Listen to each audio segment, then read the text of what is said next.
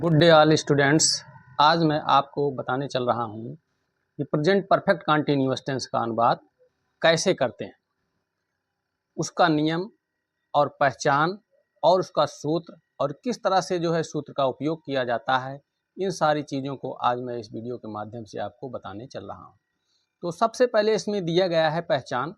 पहचान में दो प्रकार की इसमें चीज़ें हैं जो आपको स्पष्ट की जा रही हैं।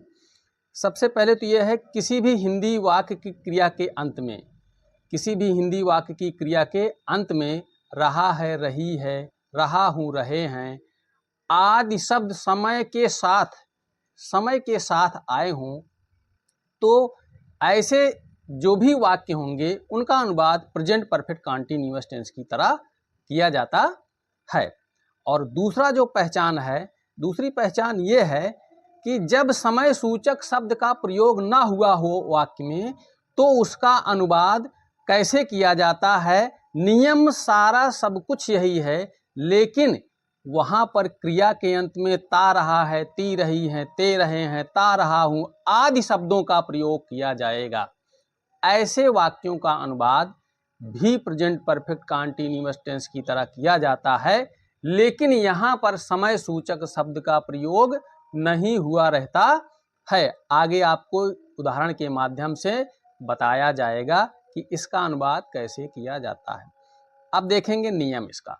तो नियम देखिए कि इसका अनुवाद या इस टेंस में आए हुए वाक्यों का अनुवाद अगर कर्ता सिंगुलर नंबर एक वचन का है, यस एस का मतलब सिंगुलर नंबर सब्जेक्ट अगर है तो हेल्पिंग वर्ब हैज बीन का प्रयोग किया जाता है, और बहुवचन का कर्ता P N S means plural number subject का अगर करता है तो हेल्पिंग वर्ब हैव बीन का प्रयोग किया जाता है।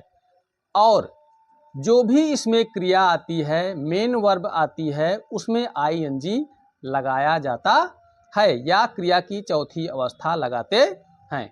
आगे देखेंगे स्टूडेंट्स, इसमें होता है कि समय अगर दिया रहता है तो उसके लिए हम समय का समय सूचक शब्दों का प्रयोग करते हैं, और ऐसे समय सूचक शब्द, कुछ शब्द ऐसे होते हैं जो कि निश्चित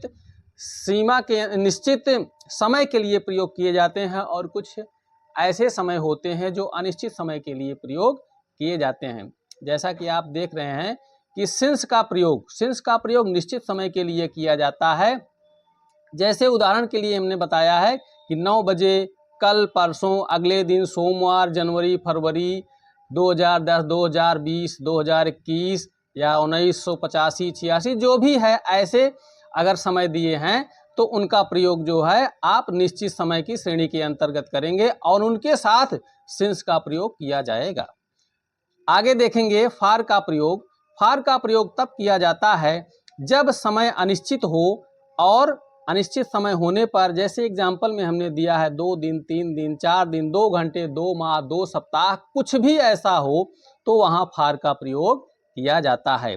और फार्मूला जो आपका यूज किया गया है, स्ट्रक्चर अनुवाद का जिस तरह से अनुवाद किया जाएगा, सब्जेक्ट सबसे पहले, चूंकि अफर्मेटिव ये सेंटेंस है, अफर्मेटिव सेंटेंस के लिए इसी क्रम में आपको रखना होगा जो भी अनुवाद करेंगे। सब्जेक्ट प्लस हैव या हैज बीन प्लस क्रिया की चौथी अवस्था प्लस ऑब्जेक्ट प्लस अदर। और यहाँ लिखा हुआ टाइम जो अदर में आएगा स्टूडेंट्स, वहाँ पर आप टाइम वर्ड और टाइम वर्ड के पहले जो भी टाइम वर्ड रहेगा और उसके पहले जो समय सूचक शब्द वो जुड़ा रहेगा। आगे आपको अनुवाद के माध्यम से हम बताने चल रहे हैं, 2-4 वाक्यों की श्रेणी है, उसमें आप समझने का प्रयास पूरा करेंगे।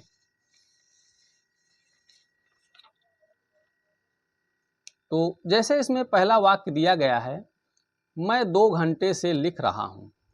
तो सबसे पहले देखें कि मैं 2 घंटे से लिख रहा हूँ। अब इसमें 2 घंटे, अब ये निश्चित नहीं है कि ये 2 घंटा कब से है, किस दिन को है, किस तारीख से, ऐसा कुछ इसमें डिसाइड नहीं है। तो हम इसका अनुवाद करेंगे। सबसे पहले आई है तो आई के लिए आप यूज करते हैं, मैं है तो हम मैं के लिए आई का यूज करेंगे। आई के साथ हैव बीन का प्रयोग करेंगे। आई हैव बीन रीडिंग, लिखना है तो लिखने की अंग्रेजी आप राइटिंग लिखेंगे, writing for 2 hours.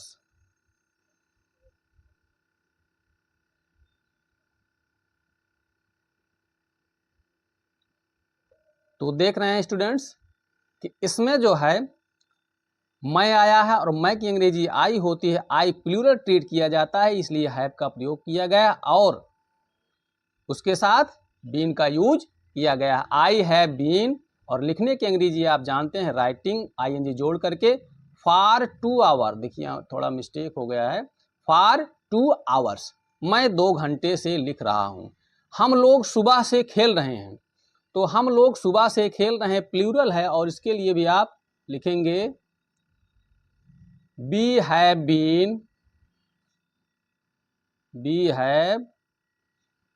Been playing since morning,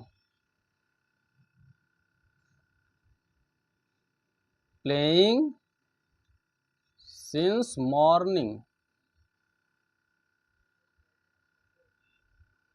तो देखिए इसमें स्टूडेंट्स बी के साथ हैव बीन का प्रयोग किया गया है और हैव बीन इसलिए किया गया है क्योंकि बी प्लूरल नंबर का सब्जेक्ट है और क्रिया की चौथी अवस्था का प्रयोग किया गया।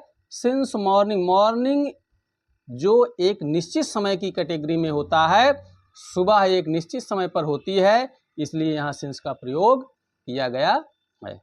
अगला इसमें जो लिखा हुआ है वाक्य, सुबह से वर्षा हो रही, तो सुबह भी निश्चित कैटेगरी में आएगा और यहाँ चूंकि आपको सब्जेक्ट नहीं दिखाई दे रहा है, सब्जेक्ट इसमें इट का प्रयोग होगा क्योंकि जो भी सब्जेक्ट अगर वर्षा, दिन, महीना, वर्ष, समय के लिए आप सब्जेक्ट इट का प्रयोग करते हैं और इट का प्रयोग सदैव सिंगुलर नंबर में किया जाता है। तो it has been raining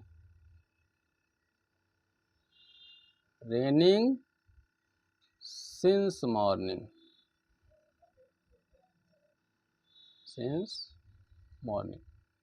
it has been raining since morning. अगला वाक्य है मेरा परिवार 2020 से दिल्ली में रह रहा है, तो यहां my family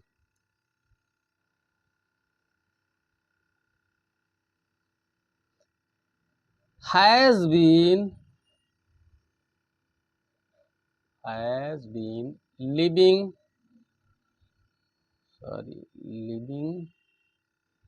in Delhi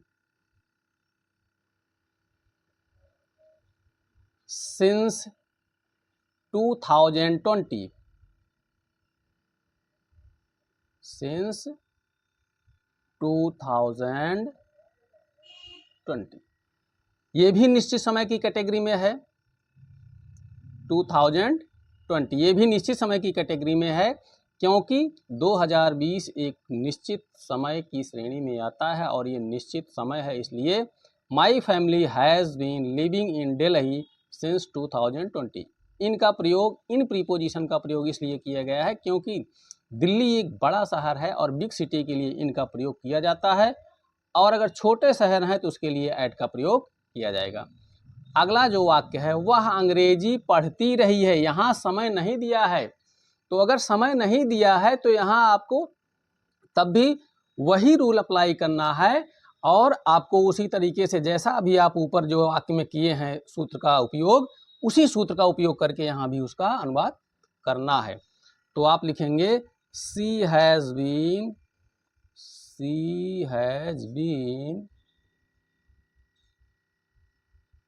reading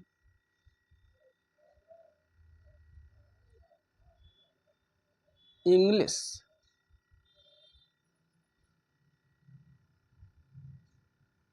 she has been reading English, वह अंग्रेजी पढ़ती रही है, पढ़ता रहा है, खेलता रहा है, दौड़ता रहा है।